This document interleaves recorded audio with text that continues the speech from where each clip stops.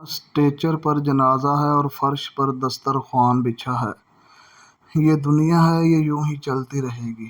یہاں کوئی آپ کا انتظار نہیں کرے گا، تیری تدفین کا بھی نہیں، تیرے جانے پر کوئی کھانا نہیں چھوڑے گا، تیرے نہ ہونے پر کوئی جینا ترک نہیں کرے گا۔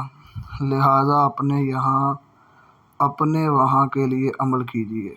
آپ کو کیا لگتا ہے آپ کے مرنے کے بعد آپ کے رشتہ دار، آپ کے دوست، آپ کی اولاد، آپ کے بہن بھائی قرآن پڑھ پڑھ کر آپ کو بخشوا لیں گے؟ یہ اولادیں آپ کے لیے قرآن پڑھیں گی جو آج آپ کے کہنے پر 4 نماز پڑھنے نہیں اٹھتی۔ یہ رشتہ دار آپ کے لیے دعائیں کریں گے جن سے آپ کی لڑائیاں ہی ختم نہیں ہوتی۔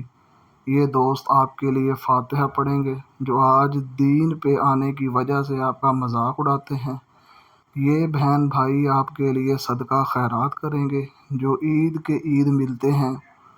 اے غافل بھولے انسان، خلوص کے زمانے گزر گئے، قیامت قریب ہے۔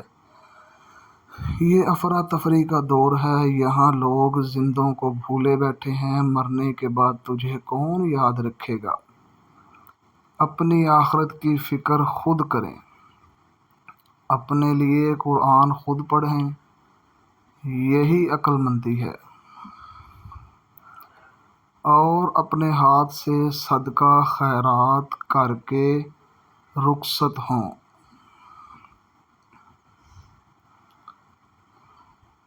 فَاعْبُدُوهُ وَتَوَکَّلْ عَلَیْہِ۔ سورۃ ہود آیت نمبر 123۔ پس آپ اس کی عبادت کریں اور اسی پر بھروسہ رکھو۔